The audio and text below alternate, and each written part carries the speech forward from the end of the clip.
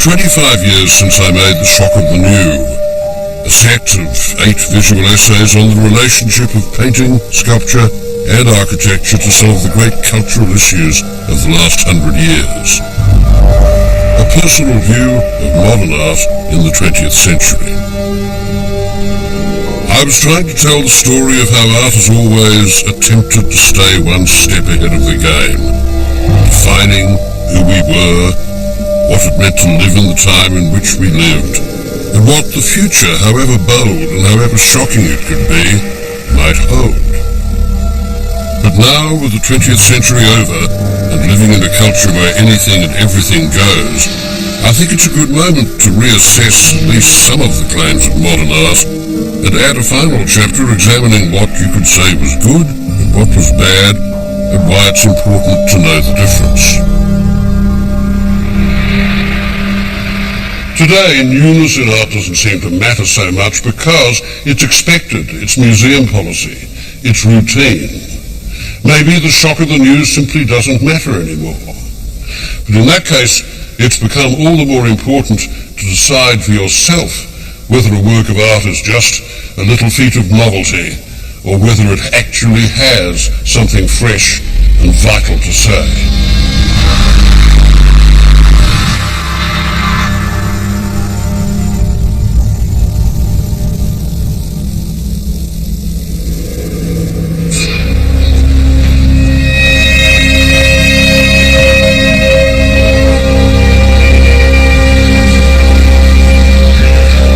Just over 100 years ago, the world was amazed by the sight of the Eiffel Tower peering strangely above the skyline of Paris. Wherever you went in the city, you couldn't escape the sight of the tower. It was visible from everywhere.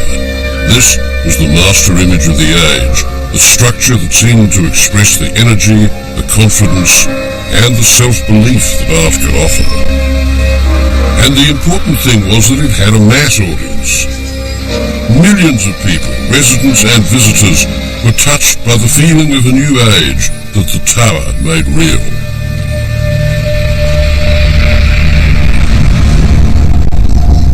Years later, when the Twin Towers went up in the 1970s New York, people didn't think the same way about that. 40,000 square feet of office space confirmed that business was good, and that Lower Manhattan was steadily usurping the square mile in London as the centre of the world financial markets. It said something else too, but which we took for granted. In their gross confidence, the Twin Towers were an emblem of a society content with itself and with the world, and seemingly unassailable. So nothing on September 10th, 2001 could have prepared us for those hijacked planes heading towards the World Trade Center on the following morning, and the shock of its collapse. I saw it from the window of my loft. The great unfurling disintegration, the toppling, the unbelievable quality of catastrophe.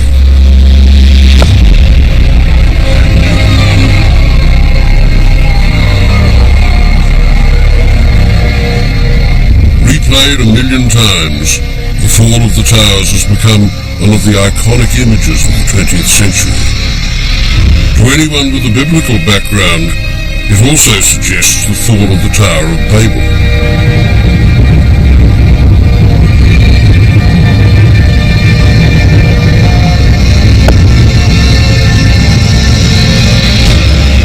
I guess we're all apt to generalize, but it's not hard to see the erection of the Eiffel Tower as the beginning of a modern age, and the death of the Twin Towers as its terrible end.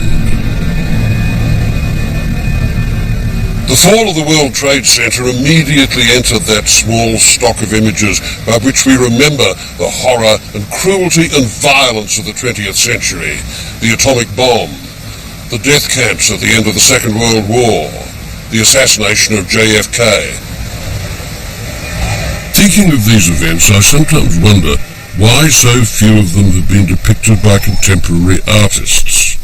And I try to imagine what the great painters of the past might have made of them. Howard Turner painted the mushroom cloud. Howard Goyer depicted the liberation of Belsen. Or David shown the assassination of Kennedy. There was a time when art had a lot to say about the world and its events. As recently as 1937, after all, Picasso had been able to paint the most powerful invective against violence in modern art, Guernica.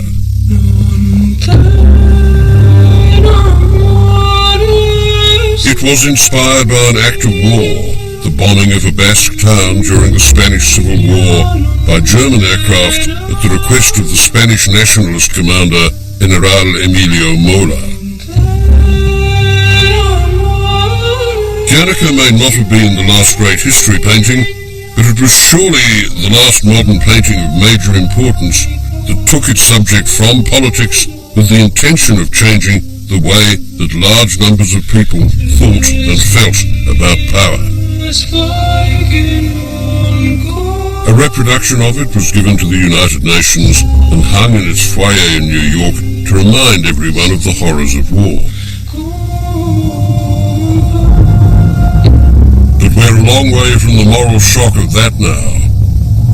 In January 2003, when Colin Powell came to the United Nations to argue the case for war in Iraq, Guernica was discreetly covered with a blue curtain.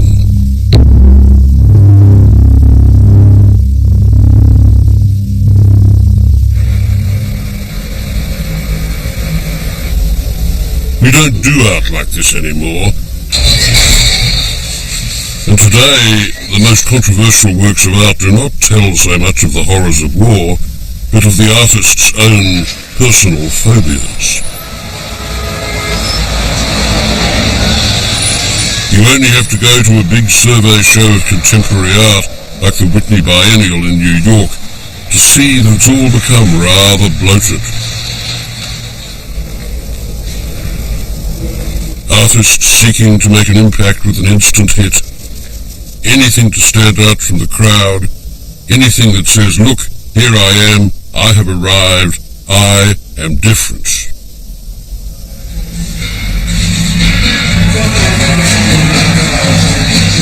Whatever it is, it's about making an immediate impact. About fast, gettable, and sellable images. Shit, man, this is what they used to do in Notting Hill Gate in 1964.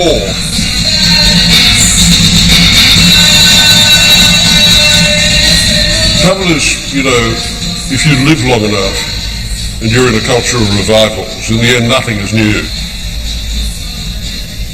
It's as though Western art began with Andy Warhol.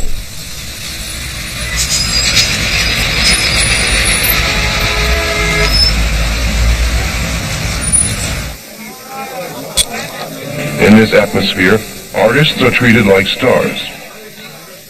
Social glamour is the criterion for star quality. Andy Warhol did more than any other artist to turn the art world into the art business.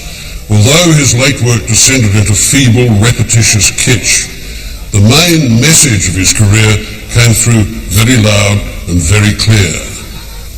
And it was that the primary model of art was fashion. His paintings, tremendously stylish in their rough silk screening, mimic the dissociation of gaze and empathy induced by the mass media. The banal punch of tabloid newsprint, the visual jabber and the bright sleazy colours of TV, the sense of glut and anesthesia caused by both.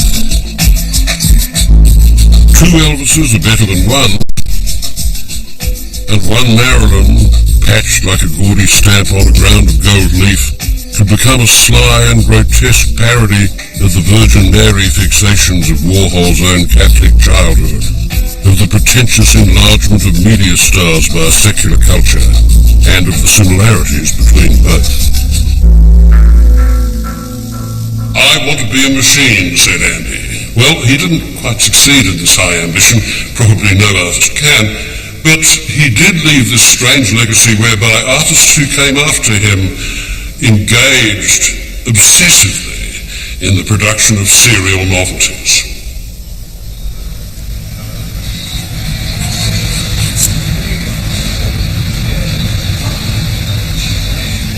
Today, the closest thing to Warhol's factory with its army of assistants is the studio of Jeff Koons.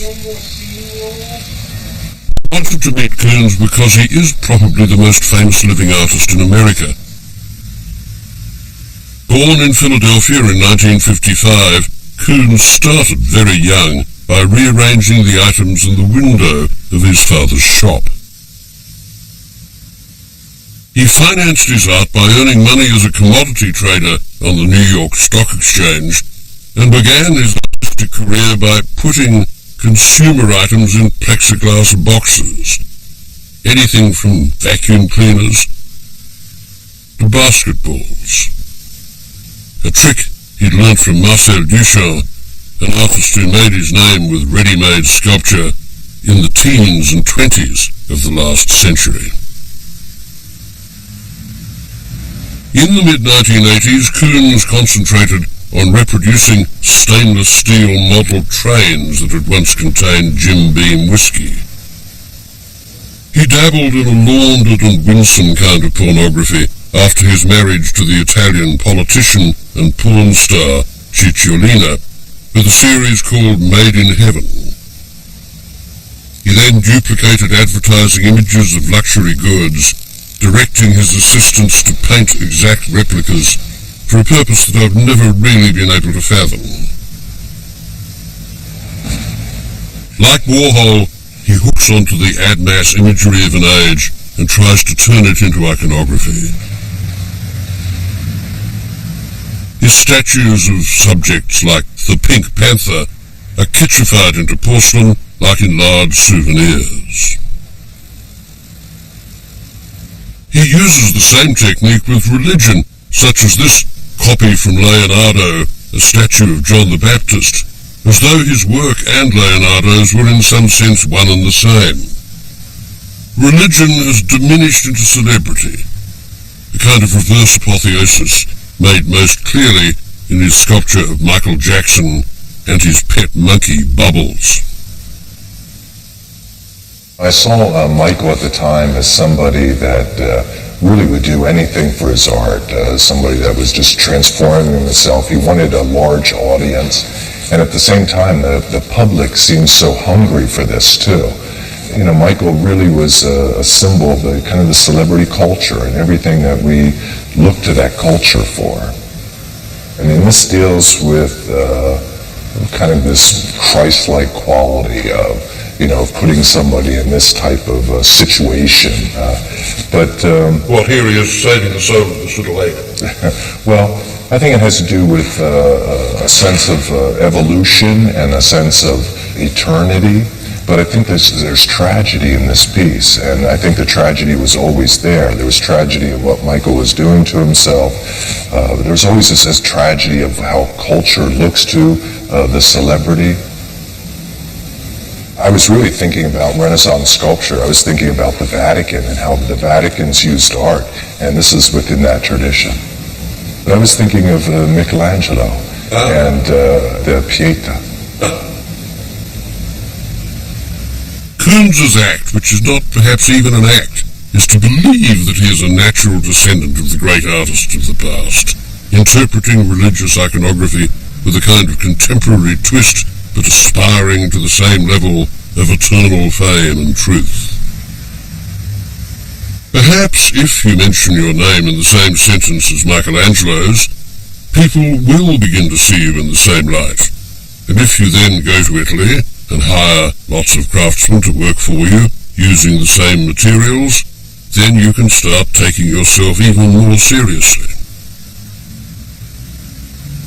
I saw Masaccio's Expulsion, and that was really kind of the genesis of the Made in Heaven work. I was really moved by the Expulsion, and I guess But the expulsion is a deeply pessimistic, even tragic image. I mean, here are these people, Adam and Eve, who have just lost everything. They've lost all their sources of happiness. They're being thrown out. What relation does that have to yours? Well, with humankind, I mean, we're in that state since that moment, and to deal with that state. And so people have guilt and shame, and my work has dealt with guilt and shame for a long time. Sex is a fairly common theme in Koons's work. Sometimes it's moderately subtle, sometimes it's quite explicit, and at other times it's rather confusing. A woman in a bath with the top of her head cut off, surprised by an underwater diver with a snorkel. I've tried to relate that cultural guilt and shame to guilt and shame that people have about masturbation. And most young children come in contact with their bodies when they take a bath. And do both of these come together in this girl as a masturbation image and in covering her breasts? Well, it's kind of different. I mean, the sense of the bathtubs there, the guilt and shame is, I think, that the viewer feels too, because I think you want to participate, the viewer, in the victimization that's happening here. I mean, she's startled, she's trying to protect herself, but yet, this finish here, it's so sensitive. I mean, I want to touch the hands, I want to touch her arm. And so it has that sense of quality that the medium, kind of this victimizer role that's taking place here. But the voyeur or interferer or whatever he is actually is also cut off, isn't he? I mean, there's no way that he could fit in there. That's correct. I guess maybe this is us. That's, underneath there in the snorkel. Today, Koons and his assistants are working on a series of large children's toys, playing with materials, inflating dogs and lobsters, and then recasting them in aluminium so that they acquire weight and a sort of gravitas. Nobody questions the work because Koons's lock on the market is so thorough. His Woman in a Tub sold for $1.7 million, the Pink Panther for $1.8 million, the train of whiskey bottles for $5 million. Over the last 25 years, I've been amazed at the rise in prices and the sheer volume of the art market. $100 million for a Picasso removes the work from public currency. It says, look, I can belong only to the super rich, and all other Picassos are just the same. This alienation of the work from the common viewer is actually a form of spiritual vandalism, a cultural obscenity. What on earth is going on? Thea Westreich runs an advisory service for collectors, assessing value amidst the hype and telling you, the neophyte, who is hot, who is not, and why art has become such a popular investment for collectors. The reality of collecting, the desire to own, the desire to behold, the desire to learn, the desire to have, never changed. We have an enormously rich history of collecting. What's different now is that the nature of collecting has changed only because there are more people who can play in the market. Why do they want to? Sexy. It's fun. It's engaging. It's fast-paced. It's opportunistic. It's about your culture and your time. You understand it. You can embrace it. It confers value on you, the collector, to have objects that other people perceive as important, valuable, critical.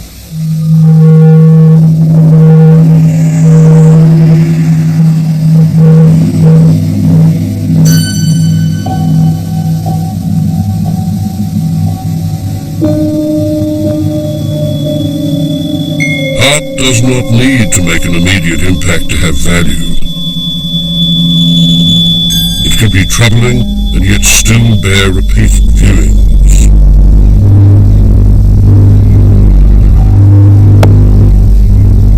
And you can find this slow disclosure in the work of Paula Rago, an artist who is psychically tense without being melodramatic. I think she's the best painter of women's experience alive today.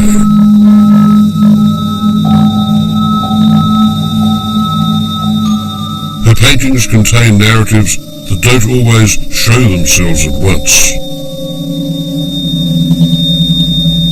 The work is subtle, puzzling, discreet, and undermining. Things are not always explicit. Things are not always what they seem.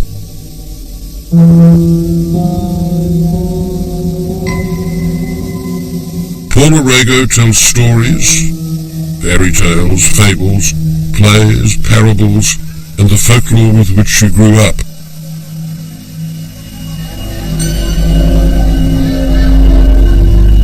But it's a psychic narrative, laced with stories from the confessional, the psychiatrist's couch, and her own bad dreams.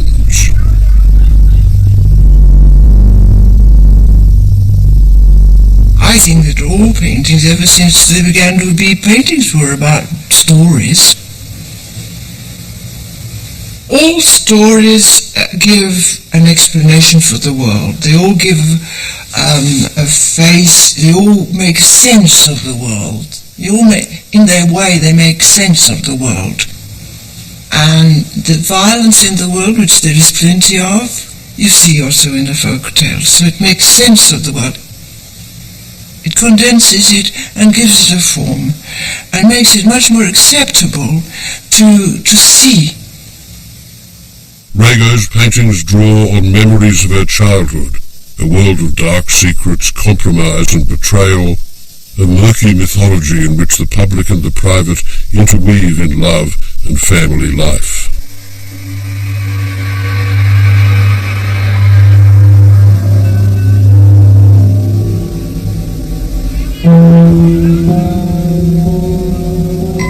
Paula Rego is not that interested in what Americans call family values, but she's fascinated by the truth of families as a source of conflict.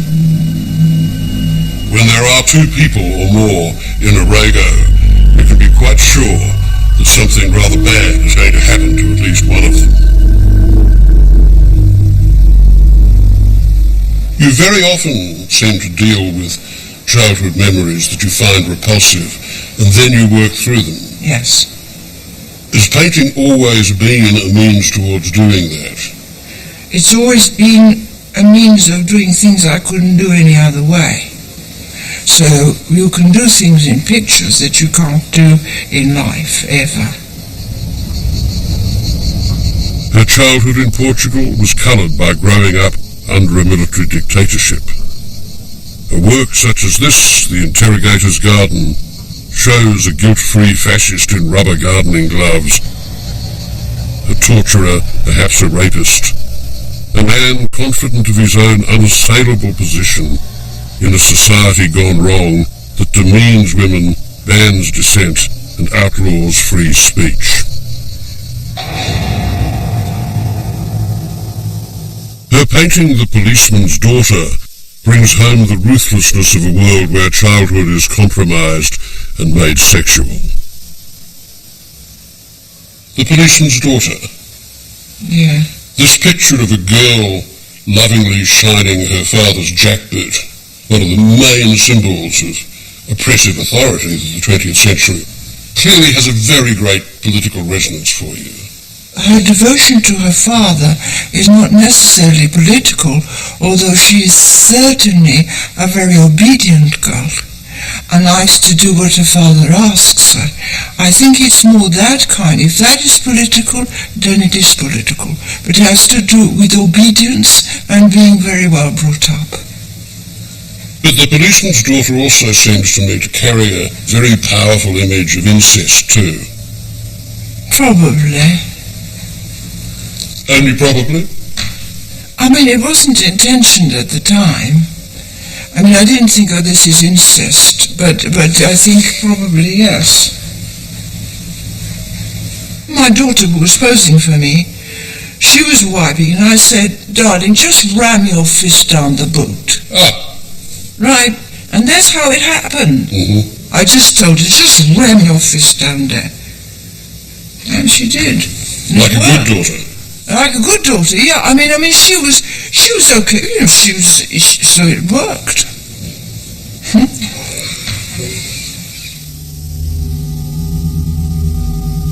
These are ambitious pictures, deeply engaged with the relationships people have with each other, with their imagination, and with their pasts.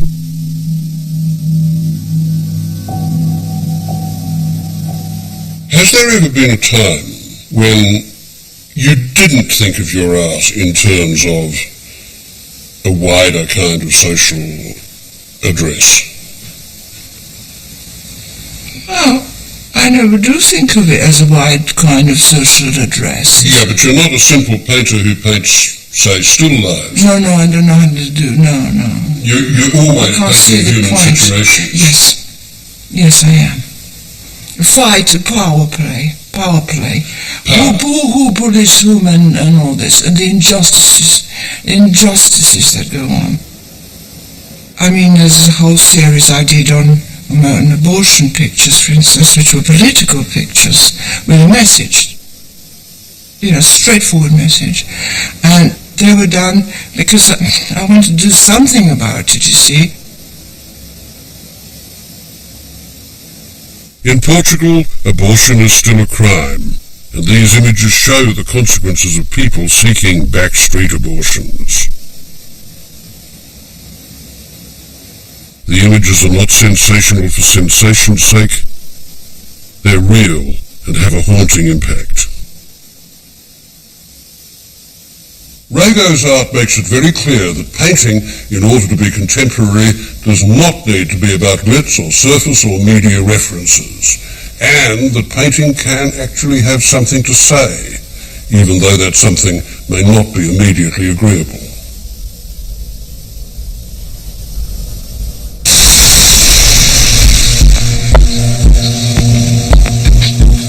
Some of the most moving art that deals with this tension between private conscience and public responsibility has emerged from Germany.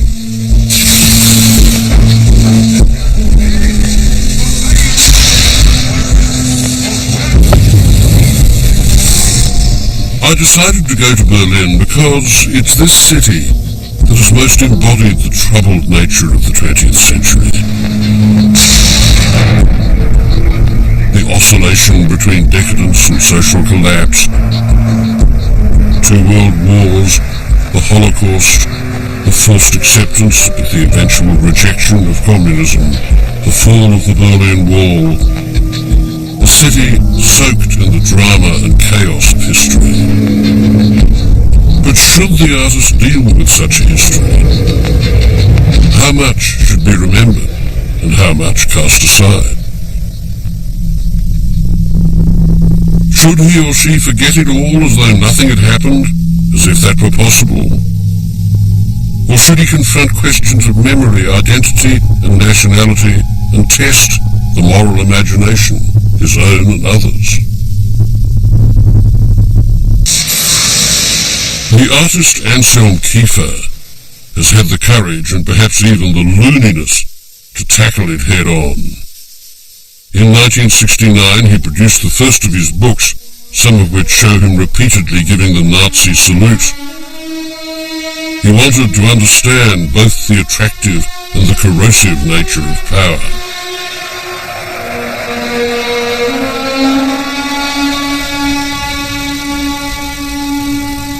Kiefer probes deeply into the roots of German history and identity.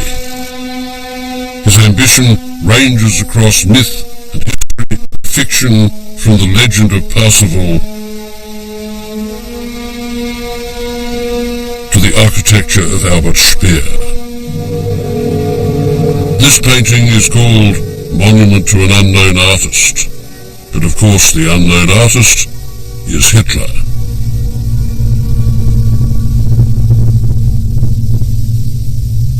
Kiefer's work covers an enormous terrain of cultural reference and pictorial techniques, and in the process he's tried to shoulder the content of tragic history and redemptive hope that so much recent art has tended either to trivialize or ignore.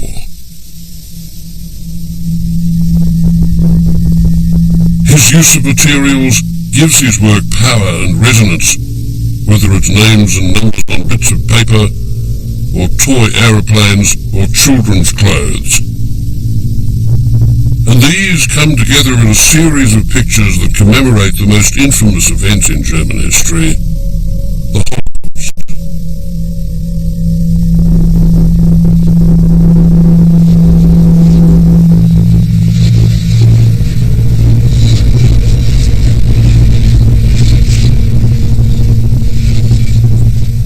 Years ago, Anselm Kiefer was attacked by some Germans as a neo-Nazi.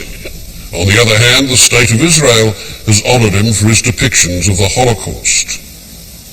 The most humanly poignant cluster of images in his work is based upon a poem by Paul Celan, who wrote it in a concentration camp, and it's called Death Fugue.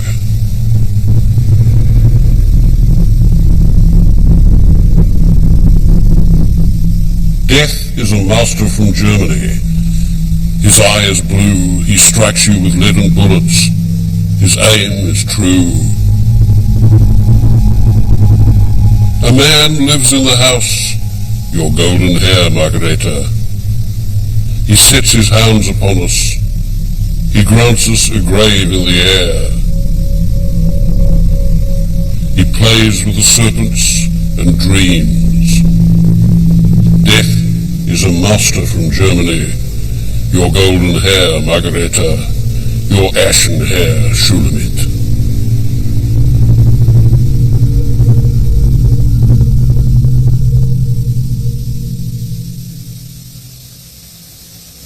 Margareta, the blonde personification of ideal German womanhood, and Shulamit, the cremated Jewess who is also the archetypal beloved of the Song of Solomon, interweave in Kiefer's work in a haunting and oblique way.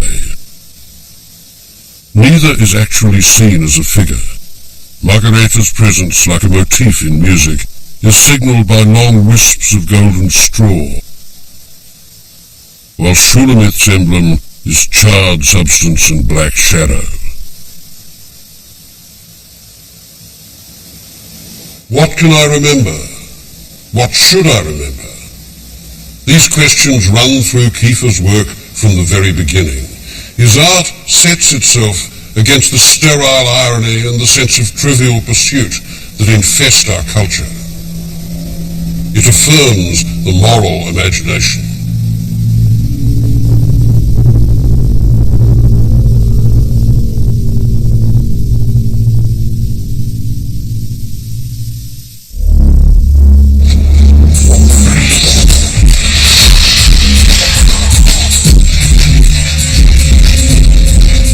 History is hard to keep in mind as we struggle to keep up with the barrage of information that assails us.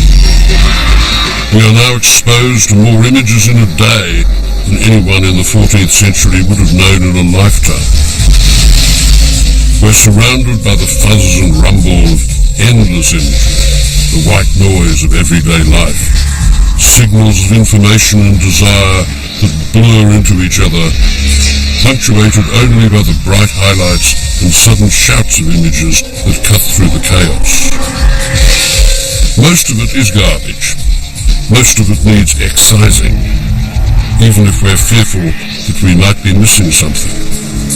We're probably not. We have to discard. We have to throw things away, cleanse the doors of our perception, and work out what is worth looking at, what is worth remembering. What are the images that matter? What will we retain?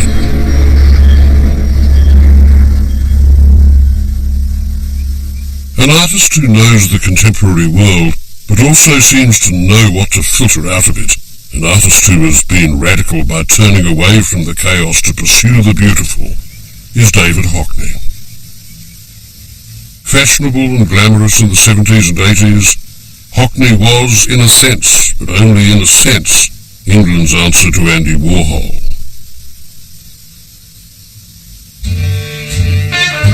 With sun, sex and swimming pools, it was clear from the start that Hockney would have made a contemporary illustrator of genius. But he was much more than that.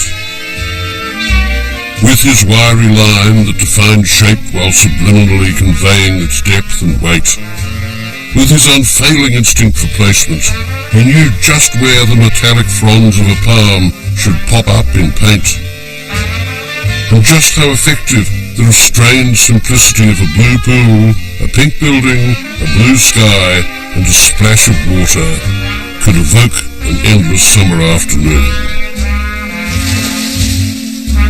A bigger splash remains the quintessential Los Angeles painting. The splash itself, in its strands, hatchings, and squiggles of white, is a masterpiece of stylization.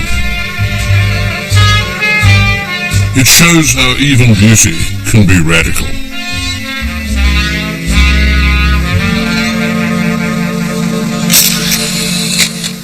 Then Hockney turned to photography. Distrusting the single-image stare of the camera lens, he took to fragmenting each scene or motif by taking hundreds of images of it and then constructing a semi-cubist patchwork out of these shifting, overlapping views. It was an attempt to put time back into photography, the darting look of the painter's eye. In the end, I'm not sure that this was the best part of his work. In any case, now he's turned 180 degrees and he's come out the other side, returning to drawing and painting and creating some of the simplest and most restrained images of his career.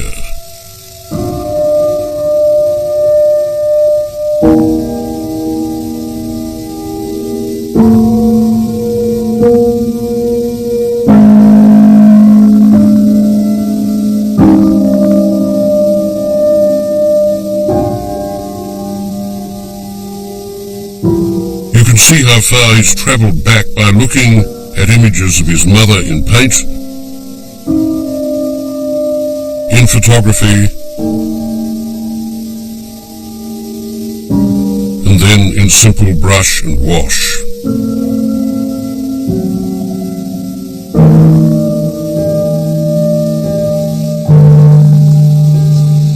Today he's working in watercolours, painting directly without prior underdrawing, with as few brushstrokes as possible. Elegance, simplicity, restraint. Whether it be summer rain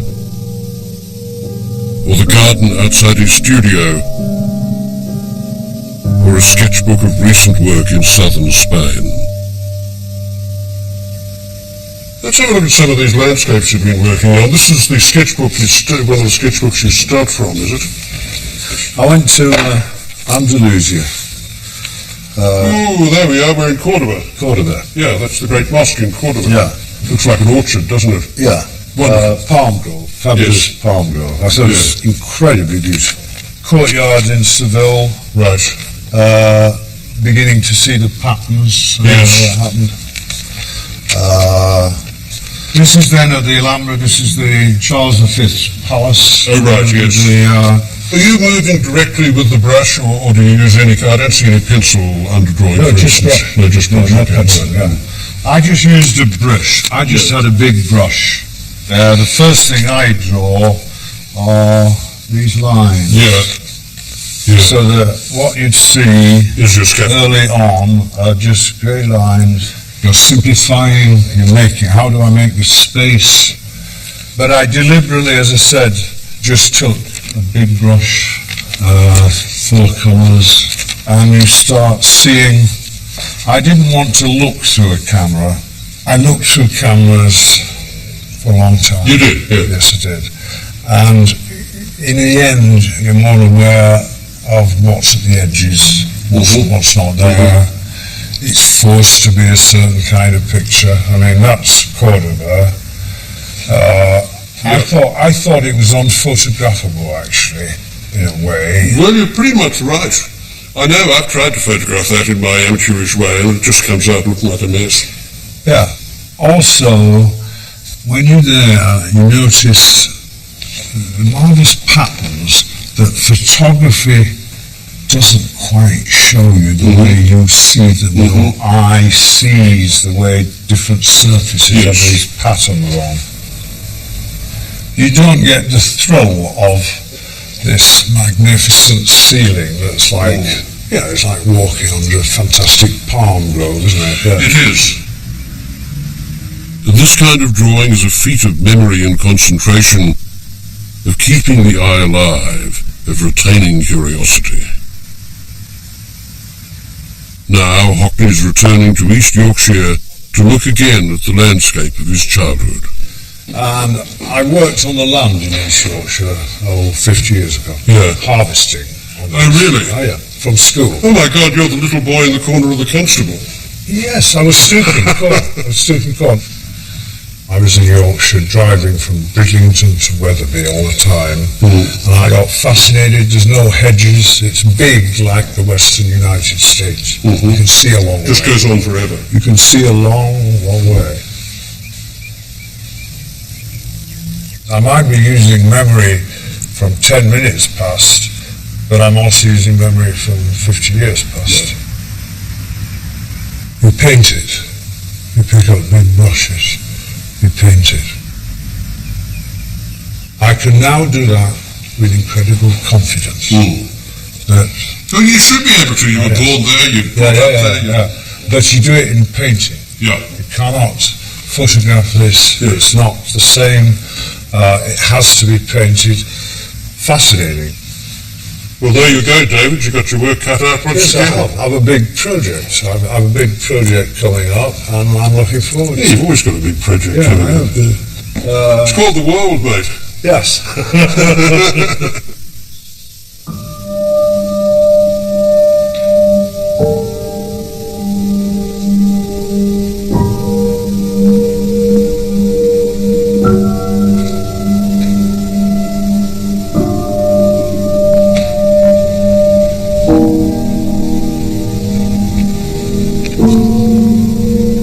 In the 45 years that I've been writing about art, there's been a tragic depreciation in the traditional skills of painting and drawing, the nuts and bolts of the profession. In part, it's been caused by the assumption that photography and its cognate media, film and television, tell the most truth about the visual. This is not true. The camera, if it's lucky, may tell a different truth to drawing, but not necessarily a truer one. Painting and drawing bring us into a different, a deeper, and more fully experienced relation to the object.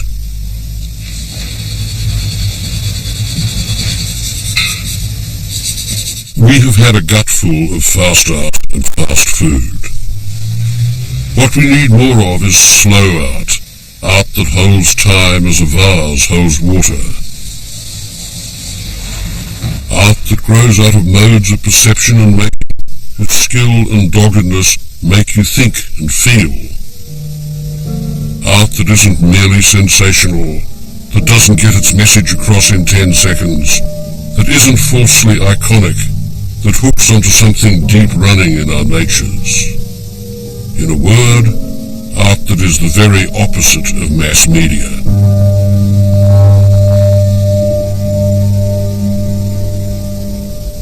Lucian Freud's world is made of paint, thick, crusty paint that asserts with the utmost clarity the advantages of looking over theatre. I don't think there's an artist alive, and there hasn't been one since Picasso, who made the scrutiny of the naked human body such an unsettling business. The way Freud perceives a form and builds it up from oily mud on a piece of cloth, the way that he constructs analyzed equivalents to reality, is inspiring. The show at the Wallace Collection by this famously reclusive artist represented an order of experience quite different from the relatively weightless coming into sight of a photographic image or a silkscreen. Every inch of the surface has to be won, must be argued through, bears the traces of curiosity and inquisition, and above all takes nothing for granted and demands active engagement with the viewer as it's right. Little or nothing of this kind happens with Warhol, or Gilbert and George, or any of the other image scavengers and recyclers who infest the stylish woods of an already decayed and pulped out postmodernism. Freud paints so slowly that when I see that half-dried out pot plant, I wonder if it wasn't all green when he started the picture. But the thing that astounds me about this painting is the way that it juggles scale, the way that it juggles position. You would believe that the model was leaning backwards and would recede away from you, but his physical presence is so powerful that he also seems to tower over you. So there's this odd double effect, which is both very natural seeming and at the same time oddly dislocating.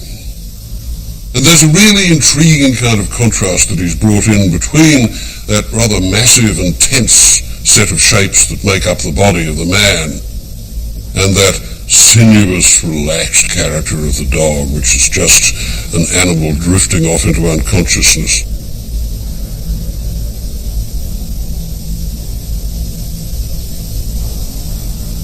Not far from where Lucian Freud lives in London, there is a riding school, and in that school, one of the horses particularly caught Freud's eye. I mean, Freud has always been fascinated by horses because, apart from anything else, he's been a big gambler on the GGs over the years of his life.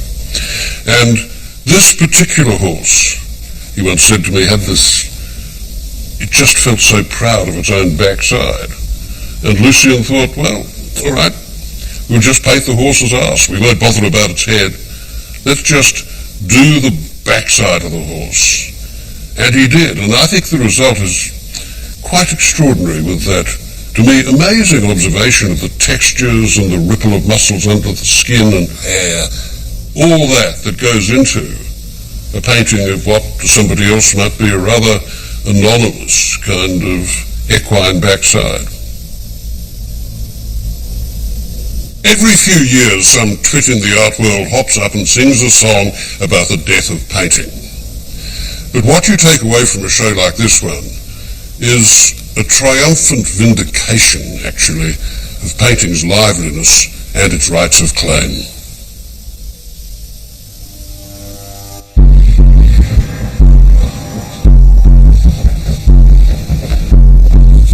Painting is, you might say, exactly what mass visual media are not. A way of specific engagement, not of general seduction. That is its continuing relevance to us.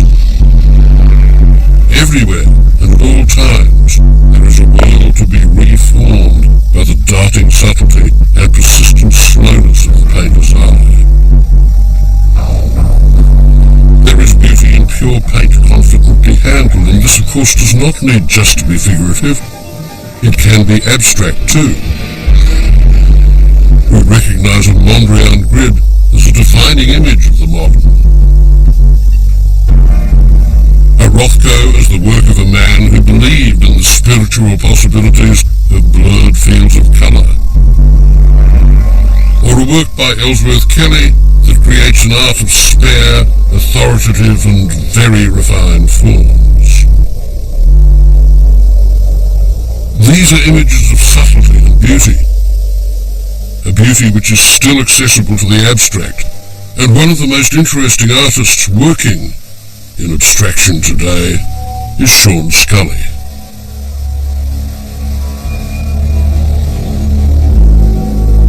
His work is contemplative, painterly. He wants to make art that everyone can understand. He does that by grounding his abstract painting in shared urban experience.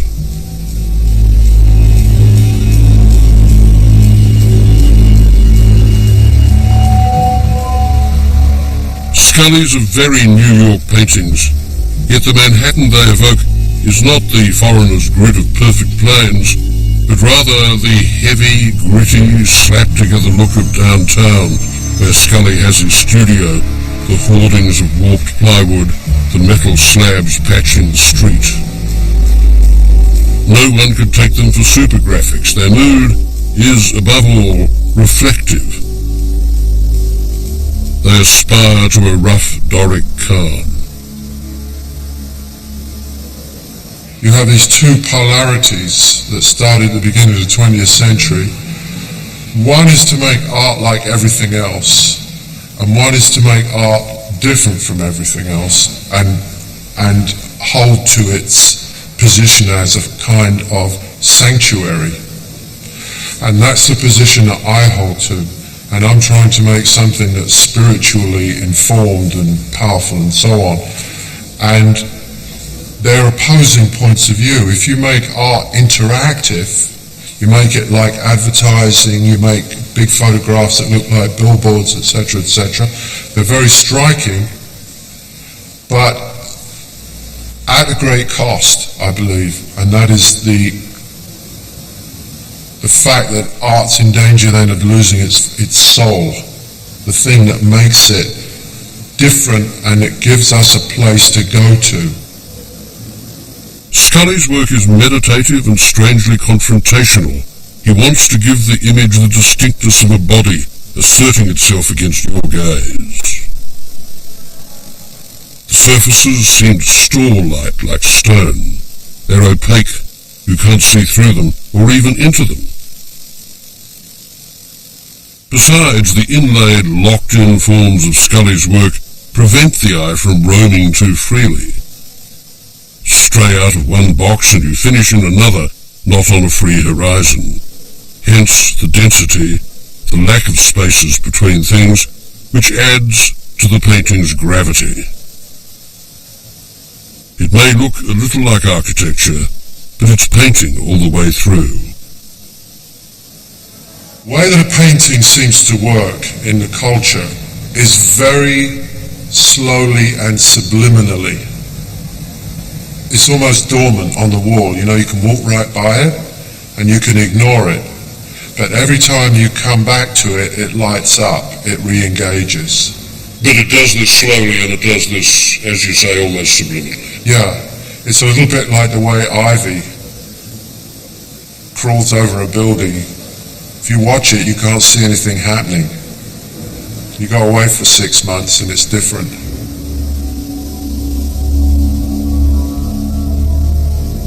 This is not instant art.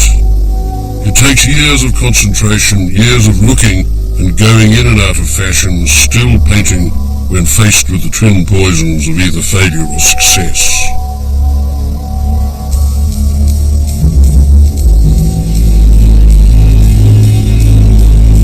Abstract painting often has to do with time, with depicting a place where time no longer applies, closer perhaps to music. It represents a search for harmony and grace, a place of timelessness and, to use a word which dropped out of fashion some time back, of beauty. 100 years ago, 75 years ago even, people used to talk about revolution as though it were the model of art. Art was supposed to be revolutionary.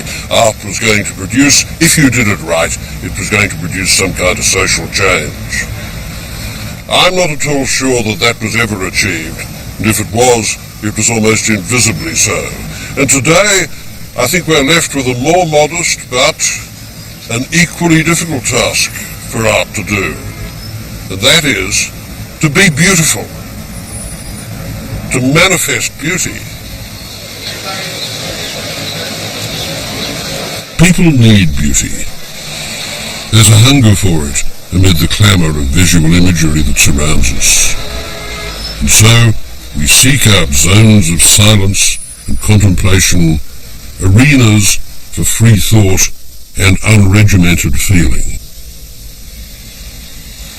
Museums have supplanted the church as places both of social congress and of civic pride. They are the new cathedrals, and despite the dubious quality of some of the stuff that actually goes in them, or even outside them, there's a growing hunger for the direct experience of art on a museum wall. A world away from the forest of media, work that is unique and obstinate in its individuality, whether it be by an Anselm Kiefer, a Paula Rego, a Lucian Freud, or a David Hockney. We're seeking value, looking for meaning, a place outside ourselves that tells us that there's more to life than our everyday concerns and needs.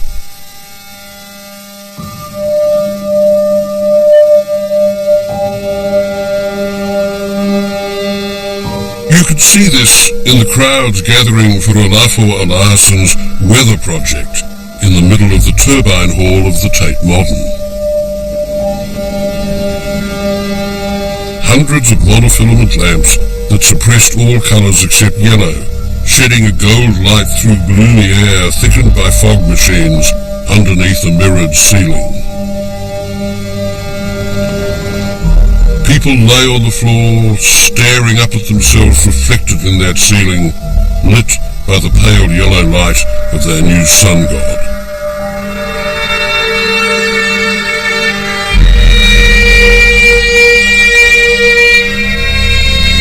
The success of the Weather Project, with its 2 million visitors, shows that the hunger for new art is as strong as ever.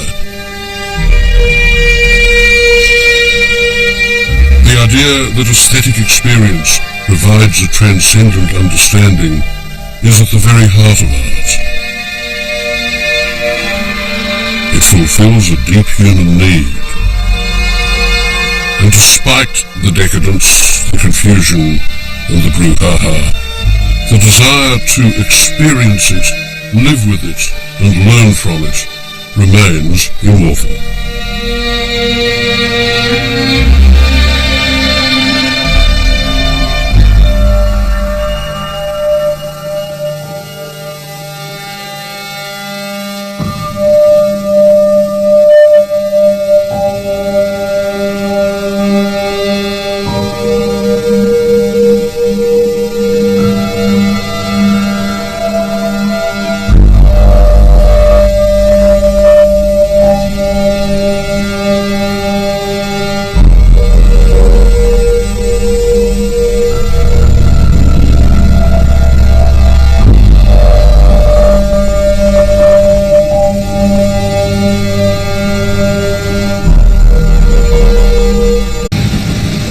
It's 25 years since I made The Shock of the New, a set of 8 visual essays on the relationship of painting, sculpture, and architecture to some of the great cultural issues of the last 100 years.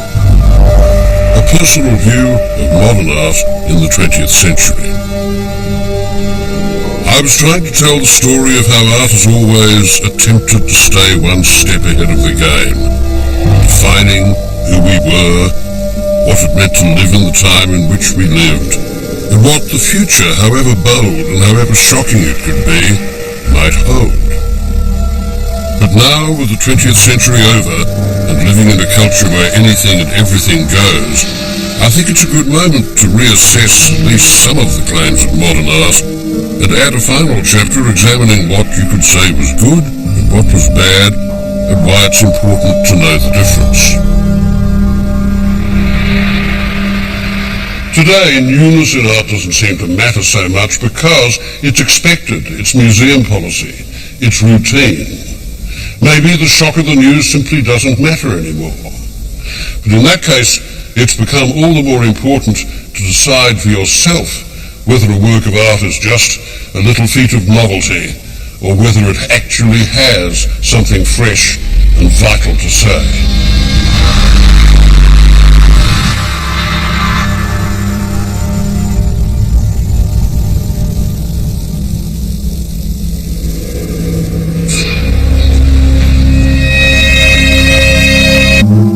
Howard Goya depicted the liberation of Belsen, or David shown the assassination of Kennedy. There was a time when art had a lot to say about the world and its events.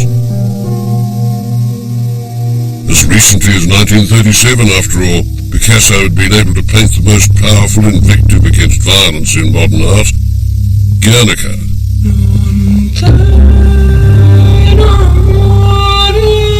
It was inspired by an act of war, the bombing of a Basque town during the Spanish Civil War by German aircraft at the request of the Spanish nationalist commander General Emilio Mola. Guernica may not have been the last great history painting, but it was surely the last modern painting of major importance that took its subject from politics with the intention of changing the way that large numbers of people thought and felt about power. A reproduction of it was given to the United Nations and hung in its foyer in New York to remind everyone of the horrors of war. But we're a long way from the moral shock of that now. In January 2003, when Colin Powell came to the United Nations to argue the case for war in Iraq, Guernica was discreetly covered with a blue curtain.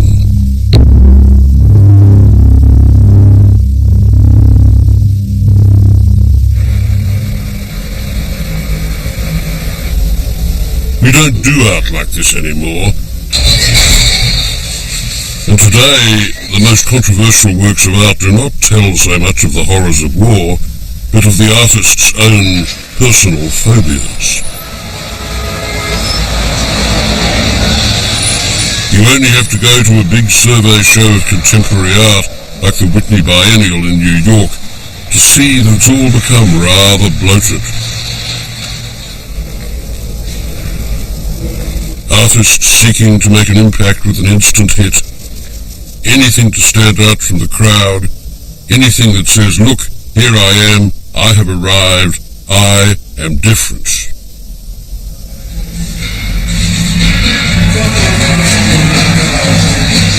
Whatever it is, it's about making an immediate impact. About fast, gettable, and sellable images. Shit, man, this is what they used to do in Notting Hill Gate in 1964.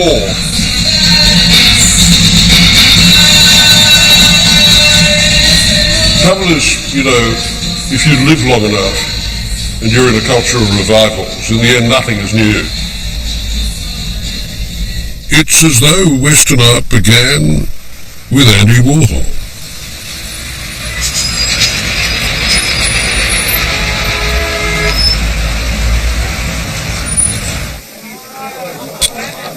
In this atmosphere, artists are treated like stars. Social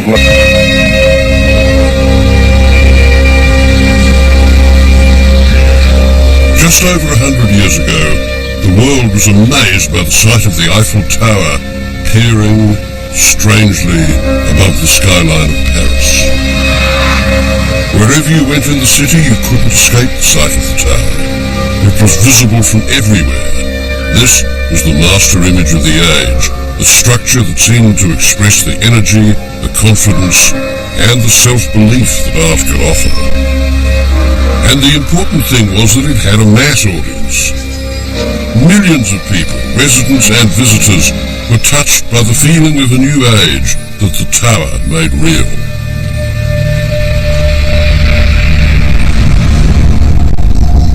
Years later, when the Twin Towers went up in the 1970s New York, people didn't think the same way about that. 40,000 square feet of office space confirmed that business was good, and that Lower Manhattan was steadily usurping the square mile in London as the centre of the world's financial markets. It said something else too, but which we took for granted. In their gross confidence, the Twin Towers were an emblem of a society content with itself and with the world, and seemingly unassailable. So nothing on September 10th, 2001 could have prepared us for those hijacked planes heading towards the World Trade Center on the following morning, and the shock of its collapse. I saw it from the window of my loft. The great unfurling disintegration, the toppling, the unbelievable quality of catastrophe.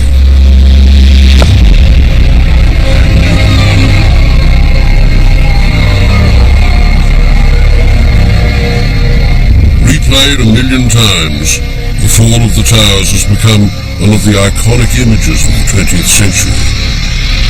To anyone with a biblical background, it also suggests the fall of the Tower of Babel.